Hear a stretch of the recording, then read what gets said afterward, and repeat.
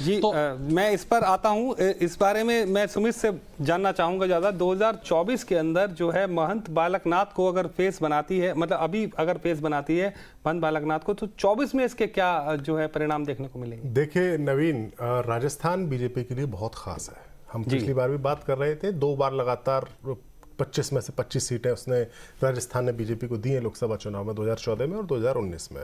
जी। ऐसे में बीजेपी बिल्कुल नहीं चाहेगी कि कहीं से भी कोई ऐसा मैसेज जाए या राजस्थान में, क्योंकि ये जो इलेक्शन हुआ है हमने देखा है कि इस इलेक्शन में कांग्रेस हारी जरूर है लेकिन उतनी बुरी तरीके से नहीं हारी है ना। 70 के आसपास कांग्रेस की भी 69 68 ऐसी सीटें हैं जी, और कई जगह कांटे का मुकाबला कांटे का मुकाबला भी हुआ है और कांग्रेस का वोट शेयर गिरा नहीं है। कांग्रेस का वोट शेयर जितना कांग्रेस को मिला था उतना ही 2018 में जिसने उसने सरकार बनाई थी, उतना ही वोट उसको इस बार भी मिला है। लेकिन फर्क 24 सिर्फ में इसके इतना हुआ है फायदे बताइए कि आप। बीजेपी का वोट बढ़ गया। तो अगर 24 में, यानी कांग्रेस के पास यहां पर गुंजाइश है रिकवर करने की थोड़ी सी 2024 के इलेक्शन में, लेकिन बीजेपी नहीं चाहेगी कि जो मोमेंटम इस वक्त बना हुआ है देश में या यूं कहें 3 प्रदेशों में और खासतौर से राजस्थान में, वो मोमेंटम गिरे।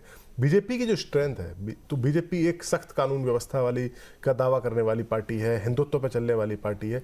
तो मुझे लगता है कि बीजेपी उन सब पैरामीटर्स पे जो है बाबा बालकनाथ कई सारे पैरामीटर्स पर खरे उतर रहे हैं। ये सिर्फ अकेला पैरामीटर नहीं है।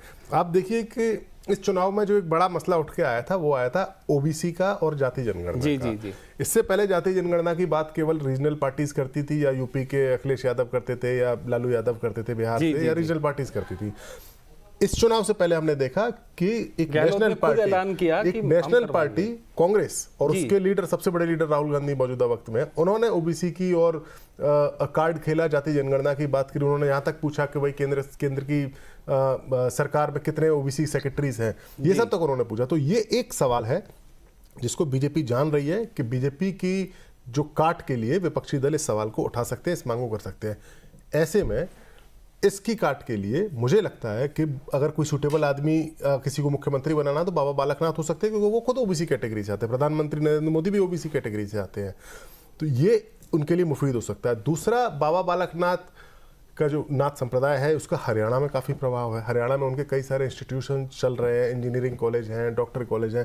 तो अगर एक मैसेज देने की कोशिश की जाए तो हरियाणा में भी ज़्यादा चुनाव दूर नहीं है। मुझे लगता है अक्टूबर नवंबर 2024 में हरियाणा में चुनाव होगा, तो उसका भी इम्पैक्ट पड़ सकता है। तो कई सारी चीज़ें ऐसी हैं या कई सारे ऐसे पैरामीटर्स हैं जिसमें बाबा बालकनाथ फिट बैठ रहे हैं। और सबसे बड़ी बात नवीन, जो एक्सपेरिमेंट योगी आदित्यनाथ को बनाकर यूपी में किया गया था वो कामयाब हुआ और वो दूसरी बार भी कामयाब है। और उसका रिजल्ट जो है वो 2019 में भी जो है देखने को मिला, 19 में देखने को मिला, फिर 22 के विधानसभा चुनाव में भी थोड़ी बहुत कम हो गई लेकिन कामयाब रहा। तो ये निश्चित तौर पर इस पैरामीटर से अगर आप चलेंगे तो बाबा बालकनाथ इसमें एकदम फिट बैठ रहे हैं। अंतर केवल इतना है नवीन, एक छोटी सी बात और, योगी आदित्यनाथ को जब सीएम बनाया गया था तो उनको चुनाव लड़ने के लिए नहीं कहा गया था, वो सांसद से बना दिया गया था। यहाँ सांसद होते हुए बाबा बालकनाथ को विधानसभा का चुनाव लड़वाया गया। योगी तो बाद में फिर विधान परिषद के सदस्य बने थे। जी बिल्कुल।